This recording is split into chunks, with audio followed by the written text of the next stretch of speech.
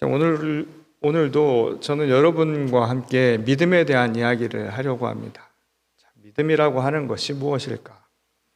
믿음이라고 하는 것도 결국 인간에게 있어서는 하나의 사유행위, 그러니까 생각하는 것과 관련된 것이다. 많은 사람들이 이야기하곤 합니다. 그렇다면 생각하는 믿음이라고 하는 것은 무엇을 두고 하는 말일까요? 우리가 무엇을 생각해야 되고 무엇을 사유해야 되고 그리고 우리가 인식하면서 체험하고 깨달아야 할 것이 무엇인가? 오늘 그 이야기를 여러분들과 함께 나눠보려고 합니다. 이 프랑스의 유명한 철학자인 파스칼이 남긴 명언 중 하나가 인간은 생각하는 갈대다라는 말입니다. 이 말은 팡세라고 하는 그의 책에서 실린 부분을 인용해서 사람들에게 알려진 바 되었는데, 이 책을 읽지 않은 사람들도 여러 번 들었을 만큼 아주 잘 알려진 익숙한 명구가 되었죠. 보통 많은 사람들은 이 말을 생각할 때마다 인간이 생각이 많아서 좀처럼 뭔가를 결정하지 못하고 갈피를 잡지 못하는 인간의 유약함을 나타내는 표현이라고 생각하는 경향들이 있습니다. 그런데 실제로 이 책에 실린 이 말의 전후 맥락을 살펴보면 파스칼이 아주 심오한 의도로 이 이야기를 우리에게 전하고 있었다는 것을 알 수가 있죠. 그 내용 중에 일부입니다. 인간은 자연에서 가장 연약한 것, 갈대에 불과하다. 하지만 그는 생각하는 갈대다. 그를 으스러뜨리는데 전 우주가 무장할 필요는 없다. 그를 죽이는데 한 줌의 증기, 한 방울의 물이면 충분하다. 하지만 만일 우주가 그를 으스러뜨린다 해도 그는 여전히 그를 살해한 그것보다 고귀하리라. 왜냐하면 그는 그가 죽는다는 것을 알고 우주가 그보다 우월한 위치에 있다는 걸 알지만 우주는 이에 대해 아무것도 모르기 때문이다.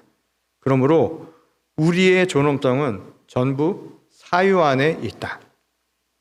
자, 이야기가 복잡한 것 같지만 이 한마디로 요약해서 설명을 하면 이 파스칼이 갈대라고 한 이 표현을 통해서 우리에게 전하려고 했던 메시지의 가장 핵심은 인간에게 사유하는 능력, 그게 얼마나 큰 힘인가라는 것을 역설적으로 다시 한번 가르쳐주는 대목이었다는 거예요.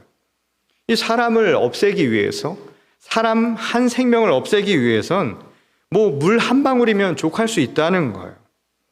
그만큼 인간은 아주 유약한 존재라는 것이죠. 우주 안에 살아가는 인간에게 있어서 인간이라는 존재의 유한함과 유약성이라고 하는 것은 말할 필요도 없다는 겁니다. 하지만 인간에게는 그것을 넘어설 수 있는 큰 능력이 있다는 거예요. 우리의 환경, 우리의 조건도 그것을 넘어설 수 없게끔 만드는 아주 큰 무기가 한 가지 있다는 겁니다. 그게 뭐냐면 생각할 수 있다는 것. 바로 사유의 능력이라는 겁니다. 그래서 우리는 유한한 존재, 유약한 존재로 살아가면서도 무한한 세상, 그리고 강력한 환경을 지배할 수 있는 그런 힘을 가진 것. 그게 바로 인간만이 가진 특징이라는 거예요. 마음만 먹으면 얼마든지 세상을 바꿀 수 있는 게 바로 인간이라는 겁니다. 어려운 환경, 그리고 도저히 살아갈 수 없는 조건들, 그리고 우리를 지배하고 있는 수많은 우리 주변의 모든 것들을 견디고 이겨낼 수 있도록 만드는 힘이 우리 안에 그렇게 잠재적으로 있다는 거예요. 근데 반대로 마음을 좁게 쓰고 생각하지 못하면 다른 이들의 생명을 오히려 해하고 또한 폭력으로 세상을 어렵게 만들 수 있는 것. 그래서 아름답게 보이는 현실조차도 지옥처럼 만들어버리는 게 바로 또 다른 인간의 모습이라는 겁니다. 이 중국 고대 역사서인 사기에 보면 이런 말이 나옵니다. 적불가가라는 말이 나옵니다. 이 말은 적은 결코 용서의 대상이 될 수 없다라는 의미를 가진 말이죠. 이것은 고대 사회에서 인간이 분열과 갈등, 전쟁이라고 하는 것이 상시적으로 일어나는 시대에 나타나는 말 가운데 하나이죠. 적에게 조금이라도 틈을 보이게 되면 결국 그게 화의 근원이 될 수 있는 시대를 살아가면서 할 수 있는 말이라는 거예요. 그러고 보면 오늘날 요즘 시대도 경쟁이 첨예해서 누군가에게 등을 보이는 것, 마치 자살 행위처럼 느껴질 때가 있죠. 내가 베푸는 호의와 그리고 배려가 당연한 권리가 되어서 언젠가는 나를 향한 창이 되어서 돌아올 수도 있는 세상을 산다는 것, 참 쓸쓸하고 불행한 일이 아닐 수 없습니다. 그런데 이러한 태도를 갖는 것은 소중한 생명을 가진 인간을 존중함으로 대하는 그런 모습이 아니죠. 오히려 일종의 싸움의 기술을 가르치는 세상의 처세술에 해당한다라고 해도 틀림이 없는 말이라는 겁니다. 반면에 예수님의 가르침은 그와는 아주 상반되는 말씀을 우리에게 전하고 있지요. 오히려 원수를 사랑하라, 너의 적마저 사랑하라 라는 말씀이었습니다. 오늘 우리에게 전하신 이 누가복음의 말씀의 일부를 제가 세번역 성경본으로 다시 한번 읽어보겠습니다. 너희의 원수를 사랑하여라.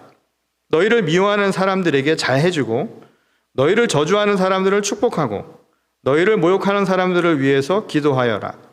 내 뺨을 치는 사람들에게는 다른 쪽 뺨도 돌려대고 내 겉옷을 빼앗는 사람에게는 속옷도 거절하지 말아라.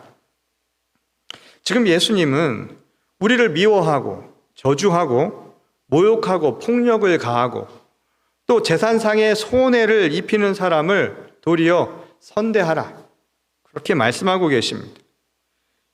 인간이 감정적인 동물이라고 하죠. 즉각적으로 반응할 땐 감각에 의해서 감정적으로 반응하는 것이 인간의 또 다른 모습이기도 합니다. 그러니 감정적으로는 이 말이 잘 와닿지가 않죠. 어려운 요구처럼 느껴지는 것이 당연할 수 있다는 거예요. 자신에게 그토록 해를 주는 사람을 겉으로 선대하는 척은 할 수 있겠죠. 그런데 마음으로부터 그것을 받아들이고 그것을 감내한다는 것은 결코 쉬운 일이 아닐 뿐더러 자연스러운 일도 아닐 수 있다는 겁니다. 이를 다물고 참아낸다는 것, 그거 참 어려운 일입니다. 그런데 거기서 한 발자국 더 나가서 적과 같은 이들, 원수 같은 이들을 축복하고 그들을 위해서 기도한다? 이것은 상당히 어려운 일이죠. 또 다른 고통일 수 있는 거예요. 왜냐하면 내가 피해를 입었다고 생각하는 사람에게 가해자를 위해서 축복하고 기도한다는 것은 또 다른 피해, 또 다른 고통처럼 느껴질 수 있기 때문입니다. 그래서 우리는 차라리 안 보이는 게 낫다고요. 그 자리를 피해버리는 편을 많은 사람들이 택하죠. 차라리 눈에 안 보이면 낫잖아요. 그게 좋은 선택이라고 생각을 하며 살아갑니다. 더 이상 문제를 악화시키지 않는 것만으로 해도 잘하는 일이라고 우리는 생각할 가능성이 굉장히 높지요. 예수님의 말씀을 정면으로 거스르기는 불편하지만 그렇다고 흔쾌하게 받아들이는 것도 내키지 않은 일이기 때문이라는 겁니다. 그런데 이것은 실제로 예수께서 활동하시던 당시 고대 사회에 많은 사람들의 생각, 또 그들을 지배하던 세계관과도 아주 밀접한 연관이 있음을 알 수가 있죠. 이 당시 고대 사회의 규범은 호혜주의, 이것을 가장 이상적인 원칙으로 삼고 있는 시대였습니다. 그것은 오늘날도 비슷하게 나타나죠. 쉽게 말해 이 호혜주의라고 하는 말은 내가 받은 대로 다시 돌려주는 방식을 뜻하는 것이죠. 그래서 당시 법체계도 피해자가 입은 피해와 같은 정도로 가해자에게 되돌려주는 것, 일명 탈리오 법칙이라고 하는 것을 강조한 세상이었습니다. 흔히 우리가 눈에는 눈, 이 함무라비 법전에 나오는 이야기이기도 하죠. 이에는 이라고 하는 말로 표현되는 그 법체계가 바로 당시 시대의 지배적인 사람들의 생각이었다는 거예요. 누군가로부터 위해를 당했을 때 이 사람들은 즉각적인 반응이 그보다 더 크게 보복하고 싶은 심리가 있습니다. 이 한 뺨을 맞으면 다른 한 뺨을 내놓는 것이 아니라 오히려 두 뺨을 더 때리고 싶은 게 인간의 감정이라는 거예요. 보복 심리가 있는 것이죠. 그런데 이러한 보복 심리로만 세상이 움직인다고 생각을 해보십시오. 그것은 결국 피를 부르고 갈등이 만연한 악순환이 반복되는 무질서의 세상을 만들어내기 쉽은 것이죠. 그래서 인간관계에서 나타난 당시 시대의 가장 윤리규범의 원리도 자신이 당하기 싫어하는 것, 그것을 다른 사람에게 하지 말라는 것, 이게 바로 당시 불문율처럼 여겨지던 것이었다는 거예요. 금과 옥조와 같은 내용이었다는 겁니다. 이 당대 유대 랍비의 최고 스승으로 알려진 힐렐이라는 사람이 있습니다. 이 사람은 이 사도 바울의 스승으로 알려진 가말리엘의 스승이기도 했지요. 그가 율법을 이렇게 한마디로 정의를 내렸습니다. 자신이 하기 싫어하는 것을 남에게 하지 말라는 거예요. 이게 율법의 핵심, 하나님의 말씀의 핵심, 인간이 가장 이상적인 삶을 살아갈 수 있는 길이라고 그는 가르쳤다는 겁니다. 그런데 예수님의 가르침은 이러한 유대적인 관점으로부터도 한 걸음 더 깊숙이 나간 것이었죠. 호혜주의라고 하는 게 내가 원치 않는 것을 남에게도 하지 말라. 이것에 강조점을 둔, 말하자면 소극적인 것이라면, 차라리 이 자리를 피해버리는 게 낫다라고 생각을 했다면, 예수님의 가르침은 그것이 혹여 나에게 희생을 감수하게 만들지라도 자신이 받기 원하는 바, 그것을 남에게도 주라고 아주 적극적인 방식을 이야기한 것이었죠. 그래서 예수님은 받은 대로 돌려주는 그런 선대가 아니라 받지 않았는데도 더 하여 돌려주는 더 선한 선대에 대해서 우리에게 이야기하고 계셨던 겁니다. 그것이 바로 세상과 다른 부분이라는 거예요. 세상은 받은 것만 돌려주고 내가 원치 않는 것을 남에게도 하지 않는 것, 이것이 삶의 가장 선대의 방식이고 선한 길이라고 여겼다면, 이제 그리스도의 삶을 따르는 자들은 거기서 한 걸음 더 나가라는 거야. 받지 않아도, 아니 그것이 내게 상처가 될지라도 오히려 줄 수 있는 것, 이게 바로 진정한 그리스도의 자녀된 모습이라고 가르쳐 주셨던 겁니다.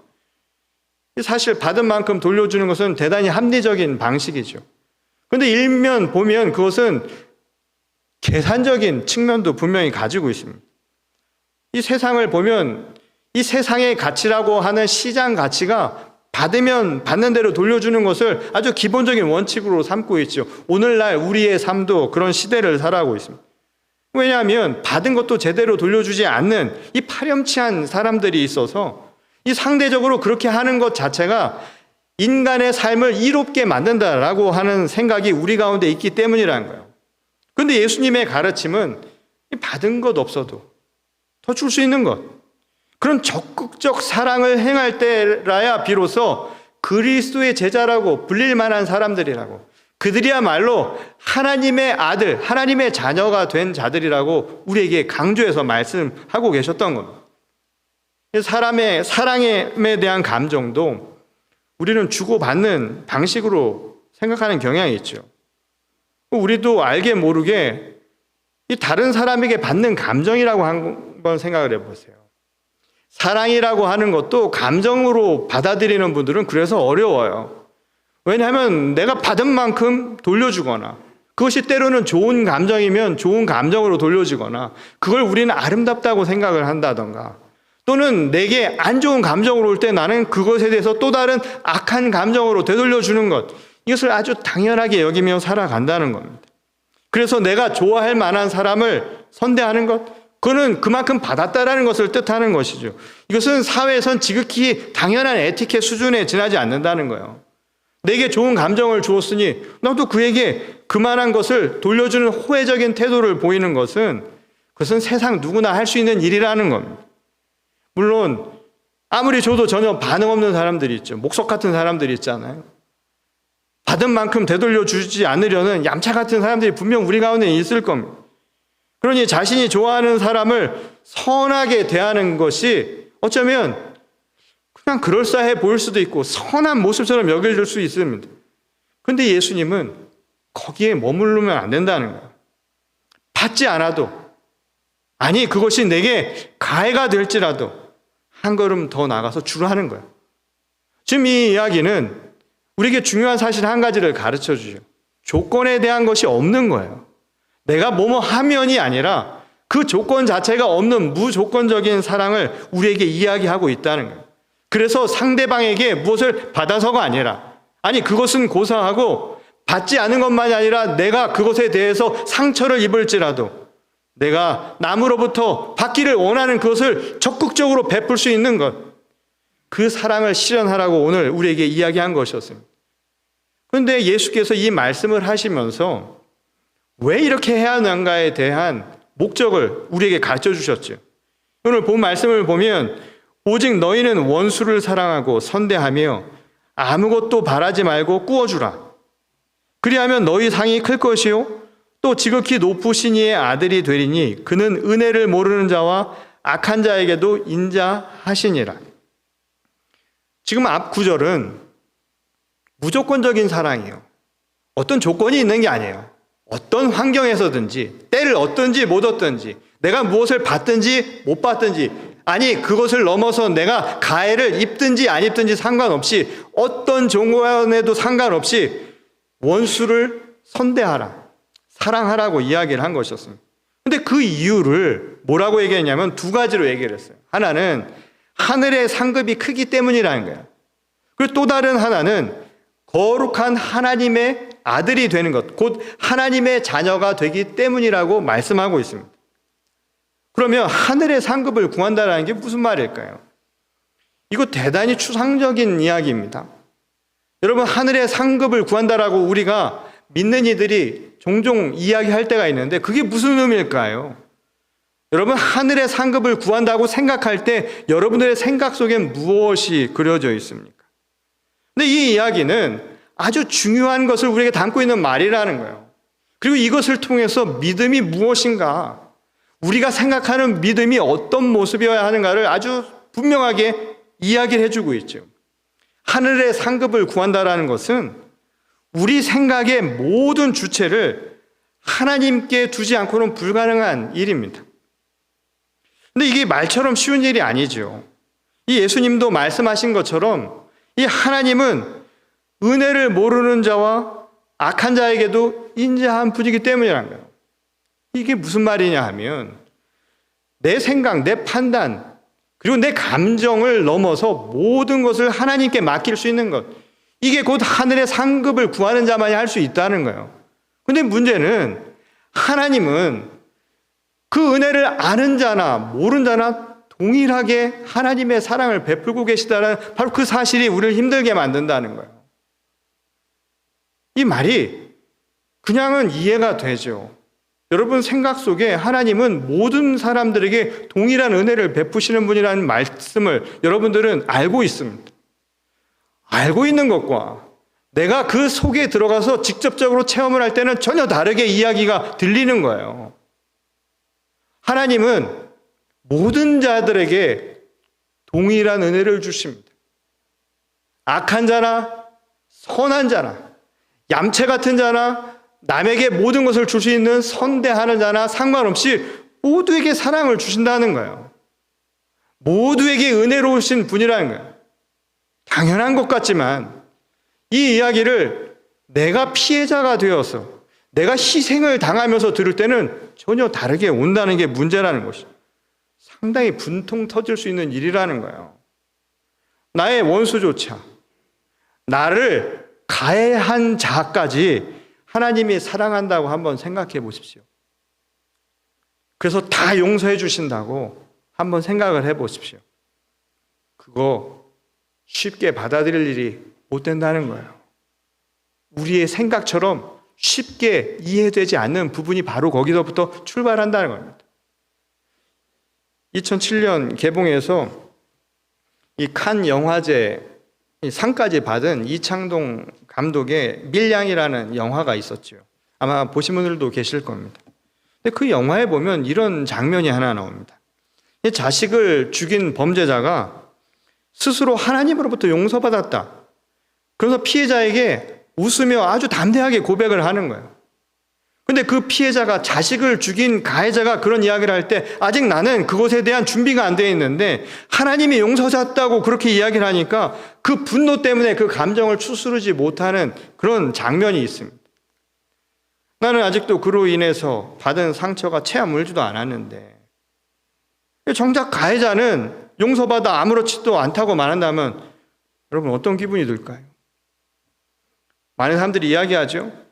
없어진다고, 시간이 얘기해 준다고. 저는 운전을 하면서 한 가지 배운 게 있어요. 어느 날 운전을 하면서 가고 있는데 작은 미세한 뭐가 이렇게 휙 날라오면서 유리창이 탁 바뀌는 거예요. 작은 덴트가 났더라고요. 그 덴트가 났는데 시간이 지나면 그게 없어지질 않아요. 닦아도 안 없어지고 그대로 거기 있습니다. 마음의 상처가 어디 가는 거 아니죠. 한번 여기 생기면 어딘가에는 분명히 남아있어요.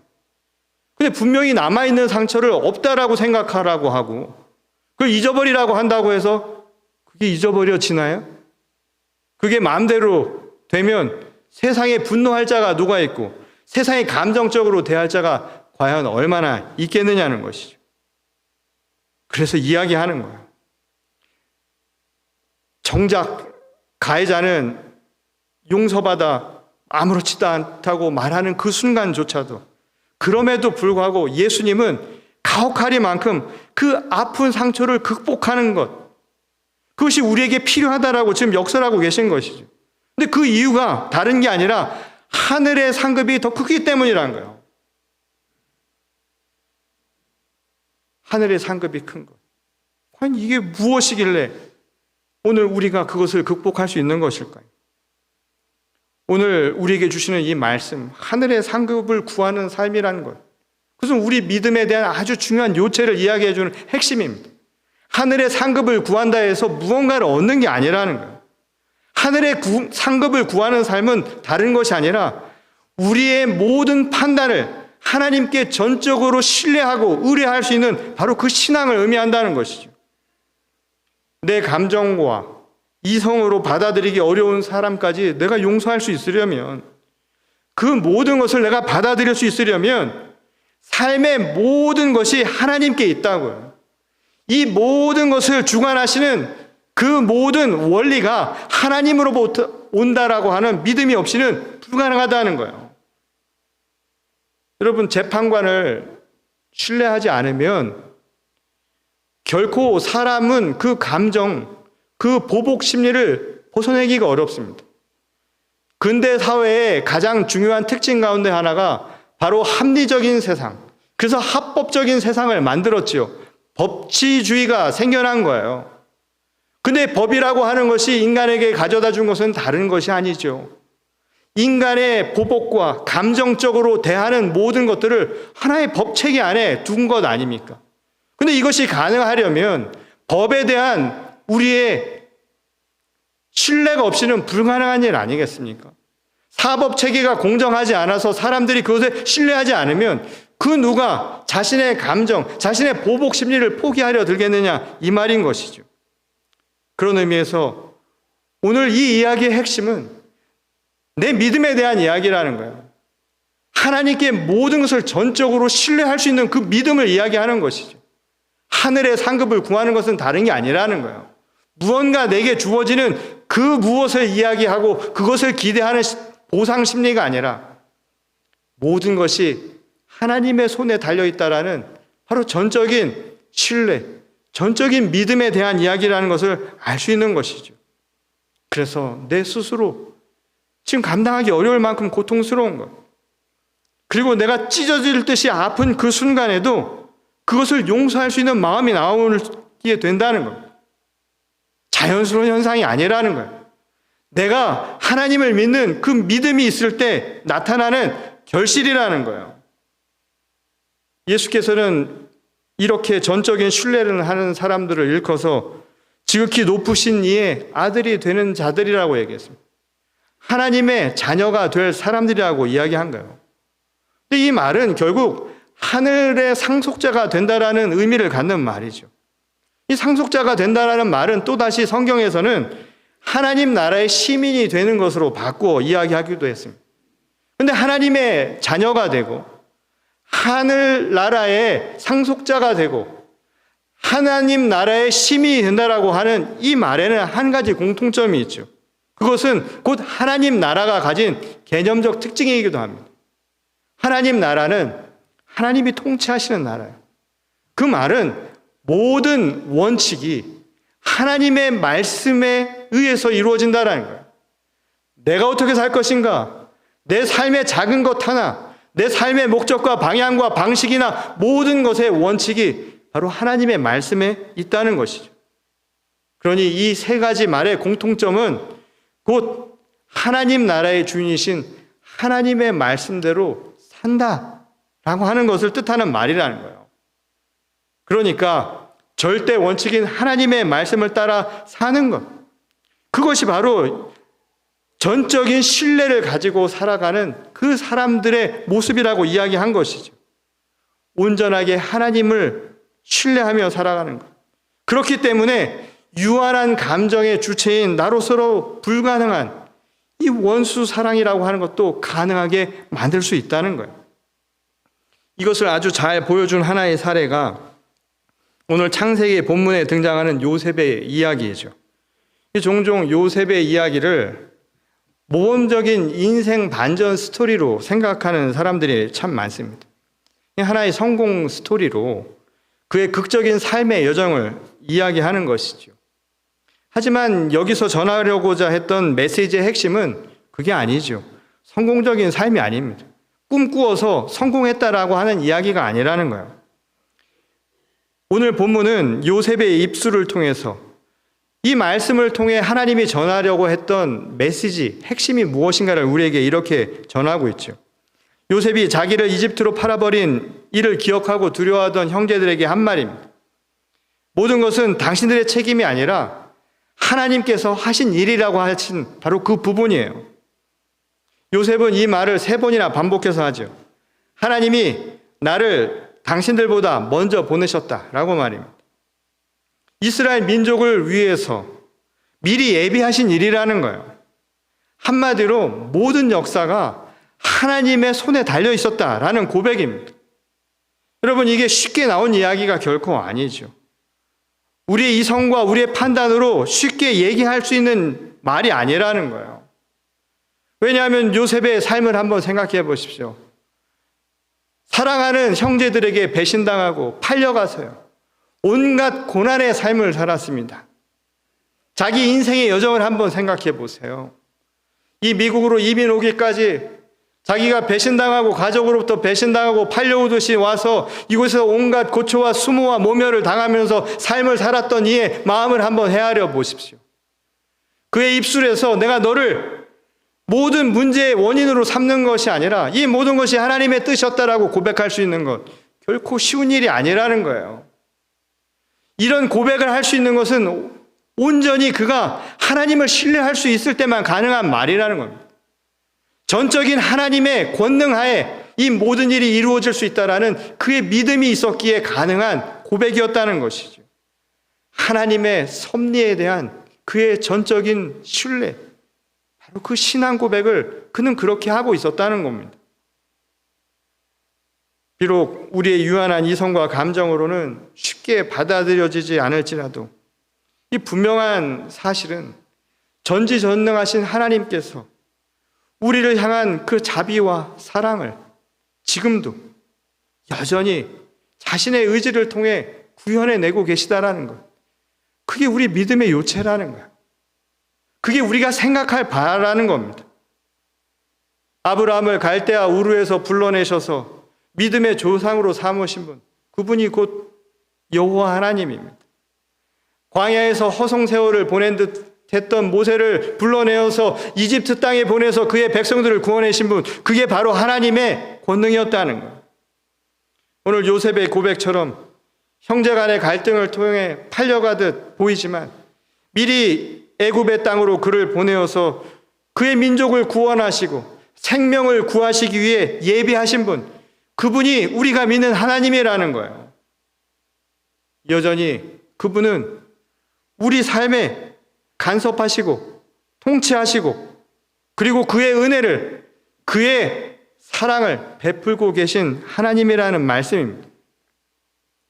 여러분들은 이 말씀이 지금 어떻게 들리십니까? 여러분들은 이 말씀을 지금 어떻게 생각하시나요? 여러분의 삶 가운데 하나님의 섭리가 지금도 역사하고 있다고 여러분 그렇게 믿고 계십니까? 여러분 지금 그렇게 생각하고 계시나요? 우리 인생에 하나님의 손길이 개입하고 있다는 것, 여러분 그렇게 믿고 계세요? 이게 믿음입니다. 이게 우리가 생각하는 믿음이어야 한다는 거예요. 혹 좋은 일이 일어날 때만, 다 좋은 일이 생길 때만 되돌아보니 그것이 하나님의 은혜였다라고 그렇게 고백하는 것 아니었습니까? 오늘 성경의 말씀은 우리에게 분명한 사실을 이야기합니다. 때로는 알 수 없는 불행과 때로는 알 수 없는 악연조차도 하나님의 섭리라는 것을 받아들일 수 있는 것, 그게 바로 진짜 믿음이라는 거예요. 그리고 그 믿음은 오늘 우리들의 시각을 통해서 나타날 수 있다는 거예요. 우리를 변화시킨다는 거예요. 한 걸음 더 떨어뜨려서 우리 자신의 삶을 되돌아보도록 만들어준다는 거예요. 그게 믿음이라고 하는 우리의 생각이 변화되는 모습이라는 겁니다. 그래서 더 높고 더 깊은 것을 볼 수 있어야 하는 거예요.